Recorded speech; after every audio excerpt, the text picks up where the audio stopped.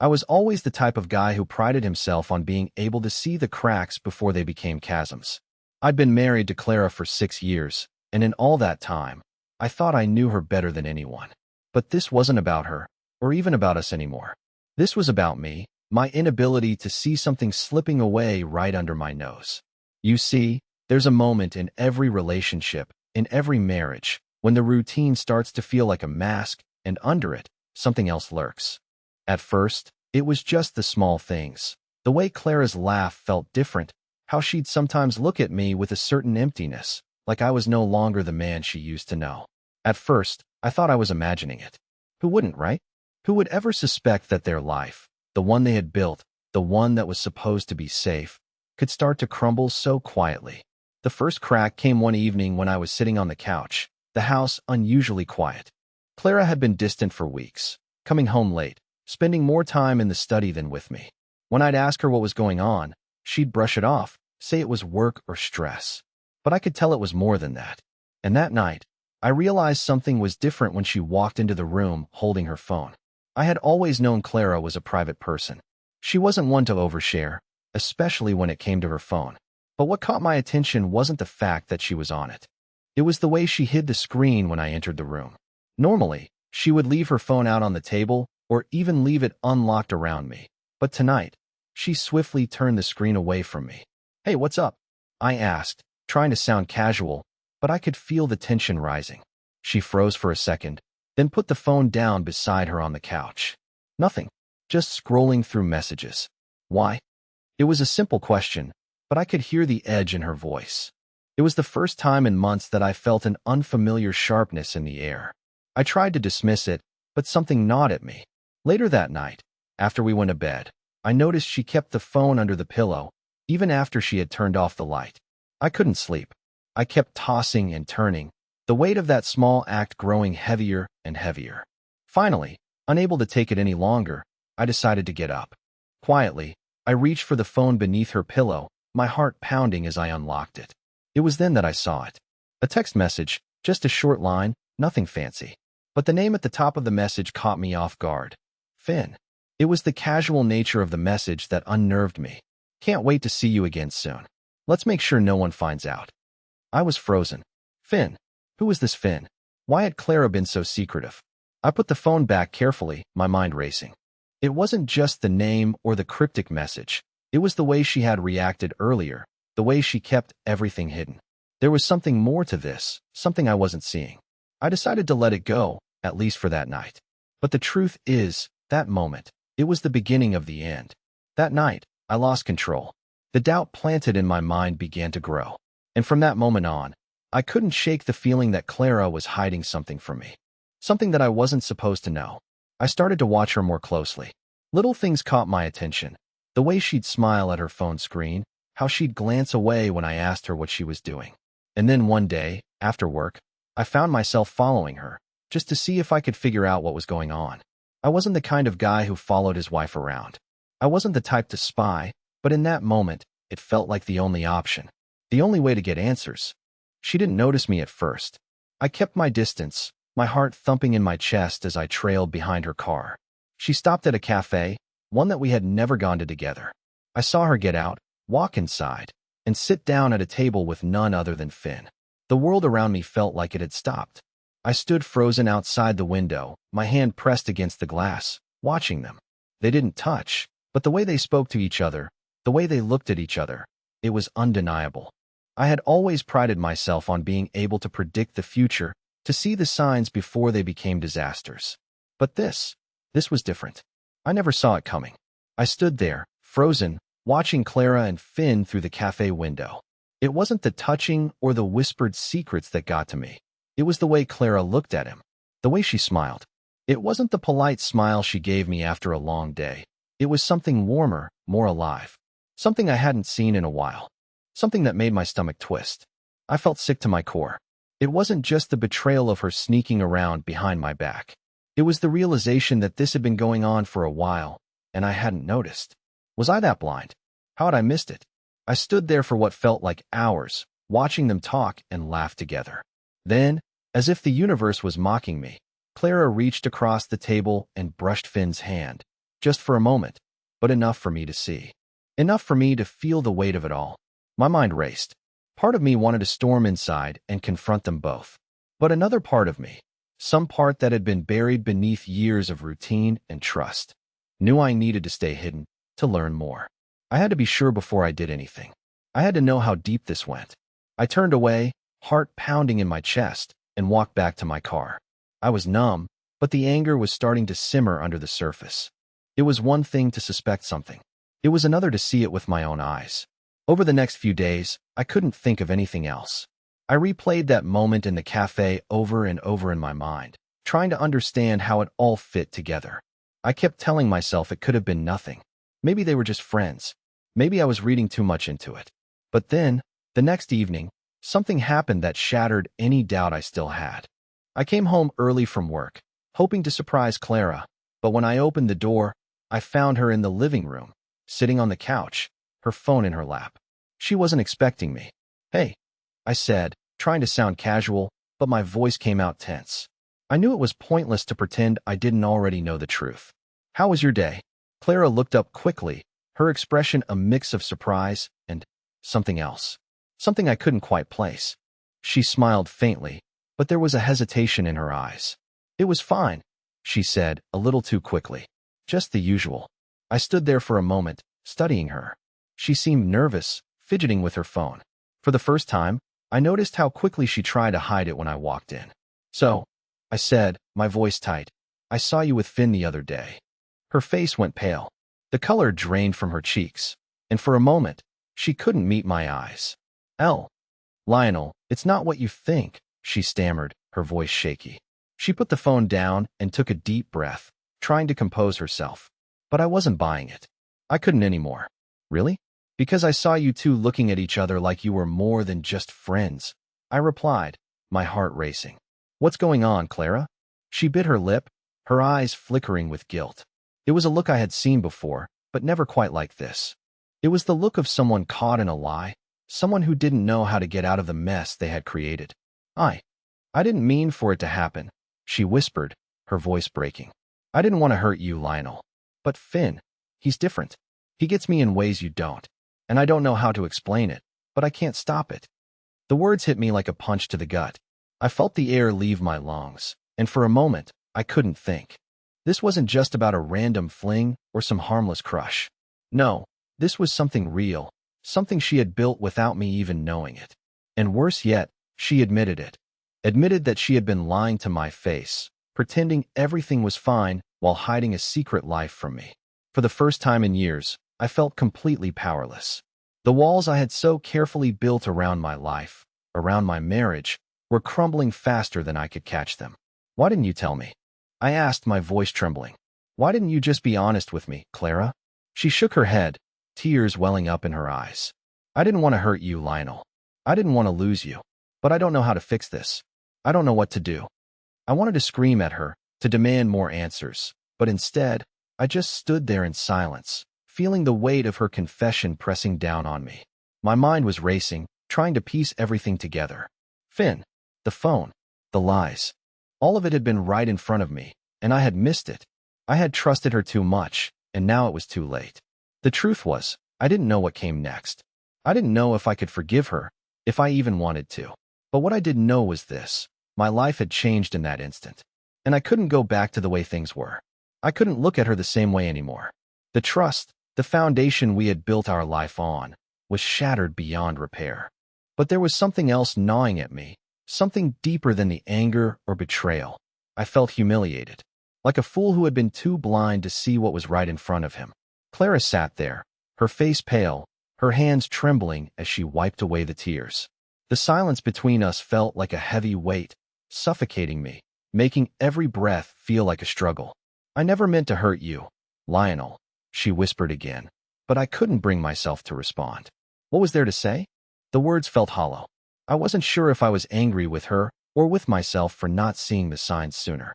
I don't know how to fix this," she continued, her voice breaking. "I never wanted this to happen.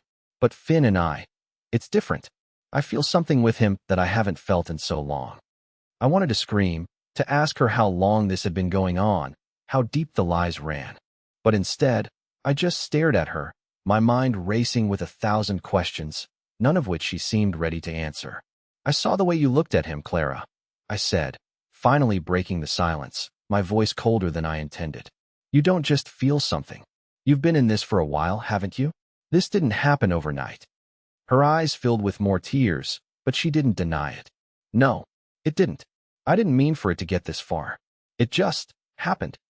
I stood up abruptly, my chair scraping against the floor, the sound loud in the oppressive quiet of the room.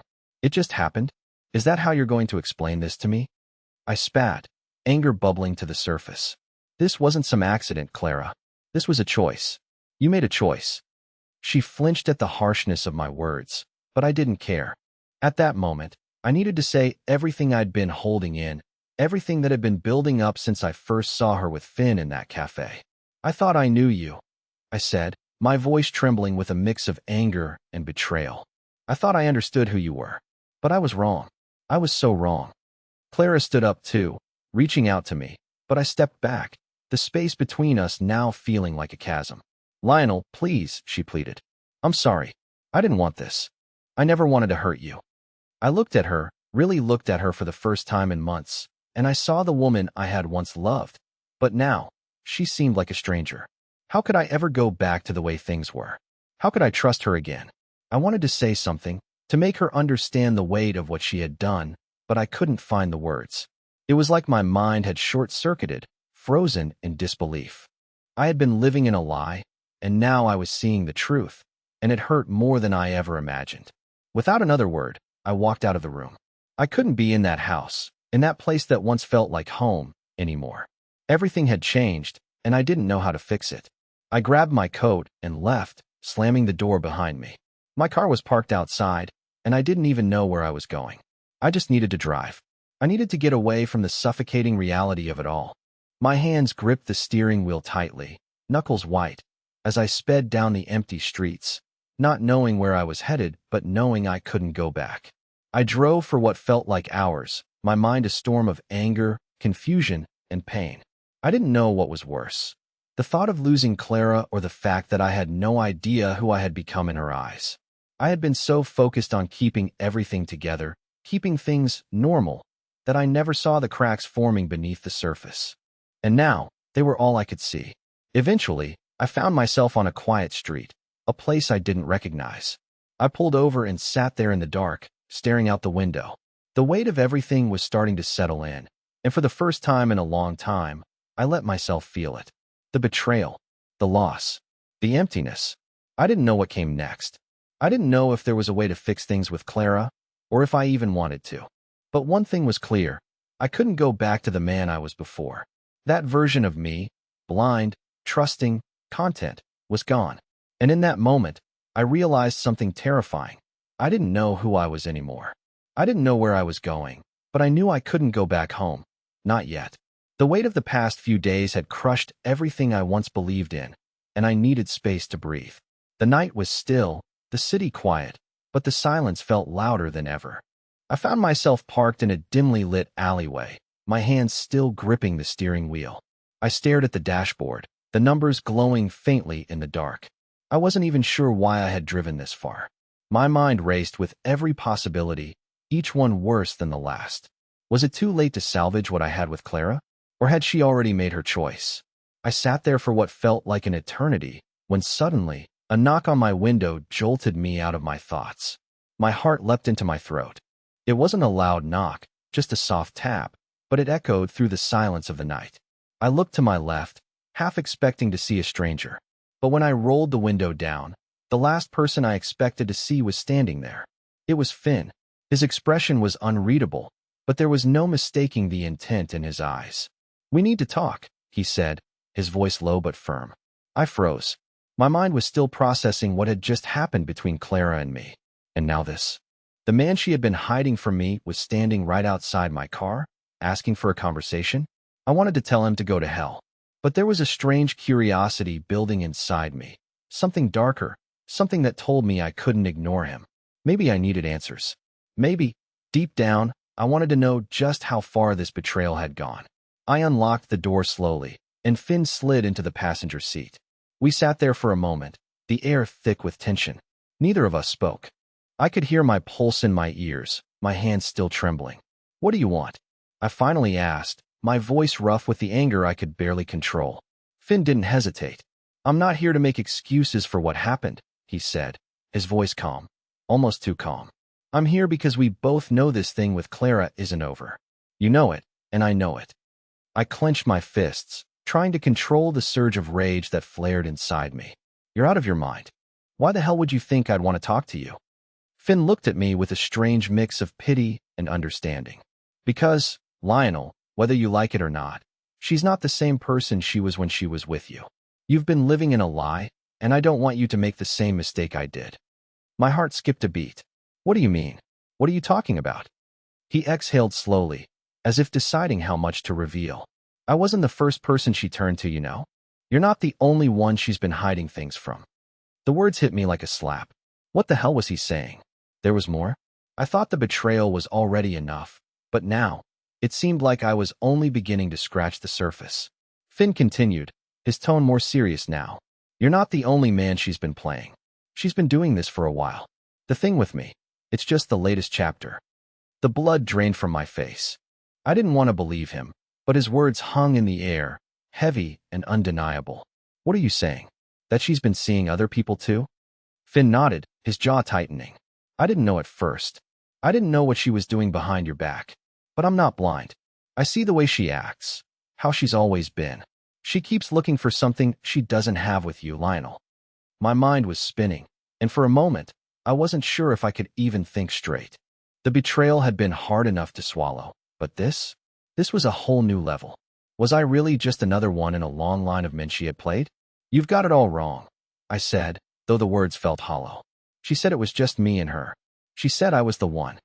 Finn smirked bitterly. "She said that to me too, and to everyone else she's been with. She tells them they're the one, Lionel. She's good at that." I didn't know what to feel. The pain, the anger, it was all consuming. How had I missed it? How had I been so blind? But Finn's words rang in my ears, and a cold realization was settling over me. It wasn't just Clara I had to be angry at. It was myself for letting this happen. The silence between us was unbearable, and I knew there was no easy way to walk away from this conversation, no matter how much I wanted to.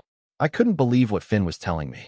My mind was racing, trying to catch up with his words, but nothing made sense. Clara, my wife, wasn't the woman I thought she was. And the worst part? She was playing all of us. She had been playing me, telling me things she had probably told Finn and countless others.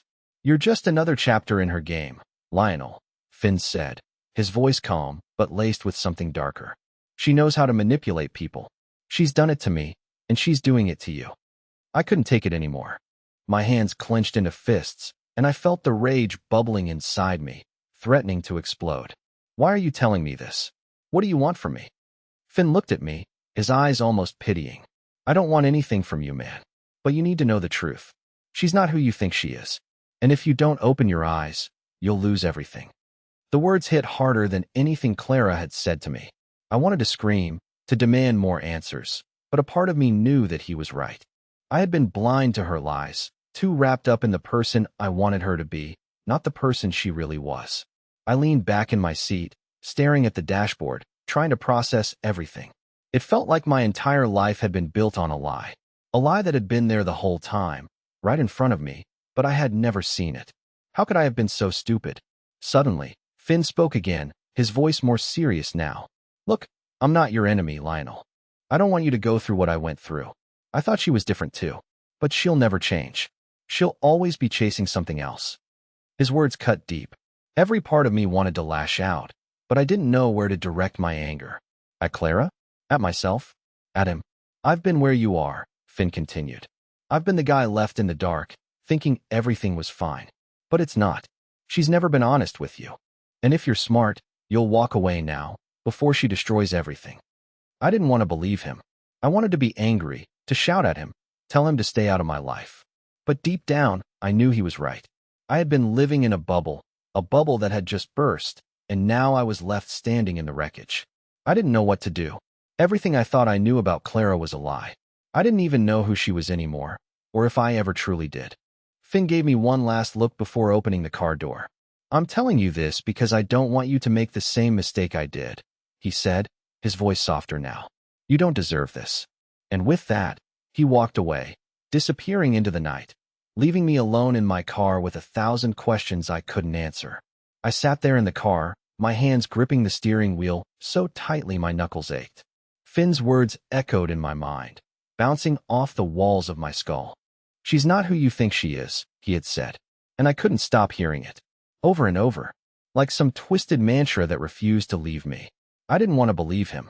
Part of me wanted to slam my foot on the gas and drive until the world was a distant blur, to escape this nightmare, to forget everything that had happened over the last few days. But another part of me, one I couldn't ignore, knew he was right. Everything he said, it felt familiar. It felt like the truth I had been unwilling to see. Clara had changed, and I had missed it. Somewhere along the way, I had stopped paying attention. I had allowed myself to believe in the illusion we had built together, a lie I was now trapped in. And Finn, he was just another victim. Another person she had dragged into her web of deceit. I took a deep breath, trying to steady myself. I couldn't stay out here forever. I needed to go home, to confront her. But what was I even going to say? Was there any point in asking questions when I already knew the answer? I finally started the engine, the hum of the car filling the silence. My mind was a whirlwind, and it was getting harder to focus on the road ahead. The further I drove, the more I felt like I was walking into a storm I couldn't escape. I kept thinking about Clara, about how I used to know her, how I used to trust her. But now, I wasn't sure who she was anymore. By the time I pulled into the driveway, I was a mess. My heart was pounding in my chest, and every muscle in my body was tense. I knew I had to face her. But the truth? The truth felt like it was suffocating me. I opened the door slowly, trying to be quiet. The house was eerily still. The silence was unbearable. Clara was sitting on the couch, her eyes red, like she'd been crying for hours. She looked up when I entered, and I saw the shock in her eyes. "You came back," she whispered, her voice barely audible. I didn't know how to respond. How do you even begin to speak when everything has already fallen apart? I could feel the weight of her gaze on me, but I couldn't bring myself to look at her directly. I just stood there, frozen in place, torn between the anger I felt and the betrayal that was still settling into my bones. "I saw him," I said finally, my voice low, almost a whisper. Clara flinched, but didn't say anything. The words I wanted to say felt stuck in my throat, like they didn't belong in the same room as her. My mind was racing. How could I even ask her if this had been going on for months? Years? Did I even want to know the truth? "You don't have to say anything," I continued, my voice thick with emotion. "I already know." Clara stood up then, her face crumpling as if the weight of the truth finally hit her. She reached out toward me, but I stepped back, not ready to face her touch, not ready to forgive her. "I'm sorry, Lionel," she said, her voice trembling. "I never meant for it to go this far. It wasn't supposed to happen like this." I couldn't bring myself to believe her anymore. All those promises, all the years we spent building something together, had it all been a lie? Had I just been a pawn in her game all this time? "I don't know who you are anymore, Clara," I said, my voice barely a whisper. "I don't know what we are." I turned and walked toward the door, my heart heavy with a mixture of anger, sadness, and defeat. But as my hand reached for the doorknob, I heard her call my name, her voice breaking. "Lionel, please don't leave me like this." I paused, my hand still on the knob. I didn't turn around. I didn't want to look at her. I didn't want to see the woman who had broken me. "I need to think," I said quietly. "I need time." And with that, I stepped out into the night, the door clicking shut behind me, leaving Clara to face the silence of her own making. The night air hit me like a cold wave as I stepped out the door. The weight of the last few days settled heavily on my shoulders, and I couldn't shake the feeling that everything in my life had been a lie. My marriage, my trust, all of it. It had crumbled in a matter of days. And now, standing in the dark, I wasn't sure what I was supposed to do next. I didn't know where to go, but I couldn't stay at the house. Not with Clara. Not while the air between us was thick with unanswered questions. I drove aimlessly, the engine of my car humming as the world blurred around me. I needed space to think, but every thought felt like a bomb going off in my mind. What was I supposed to do with the truth? How could I even look at Clara the same way again? The truth. That's what it all came down to, wasn't it? Clara had lied to me. She'd manipulated me, made me believe in something that wasn't real. And now I was standing on the edge of a cliff, trying to figure out how to piece everything back together. I drove for hours, until the city lights faded into the distance. The farther I went, the clearer my mind became. Every conversation, every moment with Clara, it all replayed in my head like a film I couldn't turn off. I thought about Finn's words, about the way he had looked at me with pity. He didn't want to be my enemy, but I couldn't help feeling like he had been right all along. I eventually found myself parked in front of a small bar, one I used to visit with friends before life got so complicated. It was a quiet place, the kind of spot that didn't ask questions. I needed a drink. I needed to numb the sharp edges of everything I was feeling. I walked in, the dim light inside offering a strange sense of comfort. The bartender didn't even look up when I sat down, and I ordered whiskey without hesitation.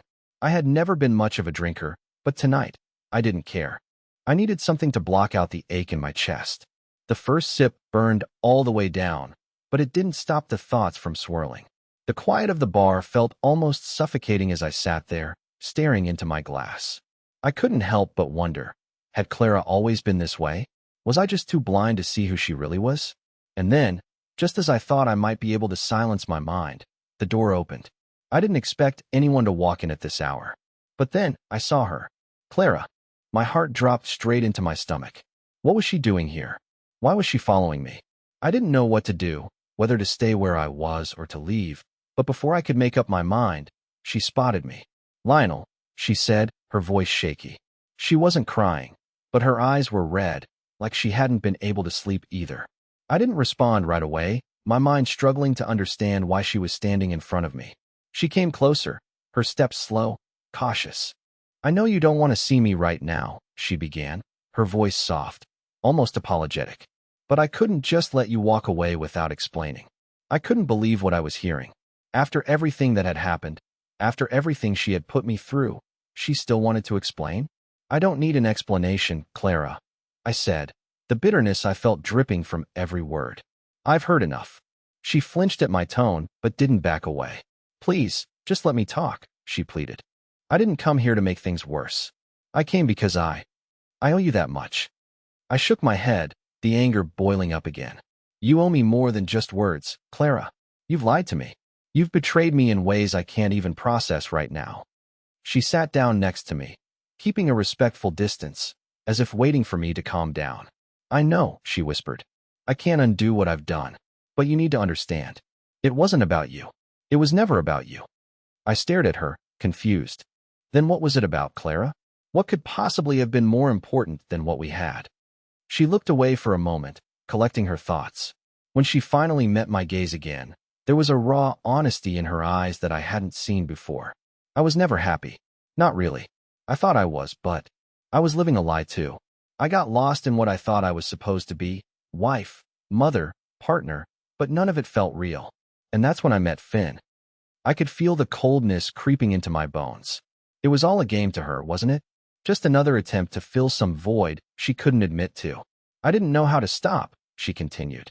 It started with him, and I convinced myself it was just a mistake. But then I met others. People who saw me, who really saw me in a way you never did. The words stung, more than I could have ever imagined. I wanted to scream, to shout at her for everything she had done. But there was a part of me that understood. Is that what this is about? Validation? I asked, my voice low. Clara nodded, tears finally filling her eyes. Yes, I wanted to feel alive again, and I thought I could do it without hurting you. But I was wrong. I'm sorry. I didn't know how to stop. I wanted to believe her, but how could I? How could I ever trust her again after everything? Why now? I asked, still reeling from her confession. Why come after me? Why come to this bar? She took a deep breath, her voice cracking. Because I knew I had to tell you. I knew I couldn't just let you walk away thinking I was the person you believed I was. I'm not that person, and I owe it to you to be honest, even if it's too late. The air between us was thick with tension, the truth hanging heavily in the space between us. And in that moment, I realized something. No matter how much she apologized, no matter how much she begged for my forgiveness, I couldn't undo what had been done. The silence between us stretched on, but it wasn't the suffocating kind anymore. For the first time in days, I didn't feel the weight of betrayal pressing down on me. Instead, I felt something else, a strange sense of peace. Maybe it was the release of everything I'd been holding in, or maybe it was the realization that the truth, painful as it was, had finally come to light. I looked at Clara, her face tear-streaked, her hands clenched in her lap. There was no pretending anymore. She wasn't the woman I thought I knew, and I wasn't the man I used to be either. But that didn't mean we couldn't rebuild. Maybe not together, but certainly from the wreckage of what had been. "You're right," I said finally, breaking the silence. My voice was steady, but it carried a weight of its own. "You owed me the truth, and I needed to hear it. But that doesn't mean it changes everything." Clara's eyes filled with hope, but I could see the guilt still lingering there. "Lionel, I'm not asking for forgiveness," I interrupted her softly. "And I'm not sure I'm ready to forgive. But what I am saying is that I understand now. I understand that we both lost ourselves in something that wasn't real. And maybe, just maybe, we can find ourselves again, separately." She nodded slowly, as if the weight of my words were sinking in. "I can't undo what I've done, Lionel, but I'll spend the rest of my life making up for it, even if it's not with you." I exhaled deeply, feeling the weight that had been building for so long begin to lift, just a little. "I don't know what the future holds," I said, "but I know I can't stay stuck in the past." There was a long pause. Then Clara reached over, gently placing her hand on mine. "Whatever happens, I hope you find peace, Lionel. You deserve that. You deserve happiness." I felt her touch, but it wasn't the same. It wasn't the connection we had once shared. It was the beginning of something new, something not built on lies, but on the difficult truth we'd just shared. I looked at her, and for the first time in a long while, I felt a small flicker of hope. Not for us, but for what came next. "I'm going to take time for myself," I said. "I need to heal. I need to rediscover who I am without all of this weighing me down. And I hope you do the same." Clara gave me a small, sad smile. "I will." With that, we sat in silence for a few moments longer, but it wasn't uncomfortable. It was a peace I hadn't felt in what seemed like forever. When I finally stood up to leave, Clara didn't stop me. She didn't try to hold on to something that had already slipped away. Instead, she simply nodded, as if she understood that this was the end of one chapter and the beginning of another. One where we could each heal, separately, and maybe, one day, find our way back to ourselves. I stepped out of the bar into the quiet night, the world feeling just a little bit lighter than it had before. The road ahead wasn't easy, but for the first time in a long time, I felt like I could take a step forward, even if I didn't know exactly where I was going. And that was enough. The end.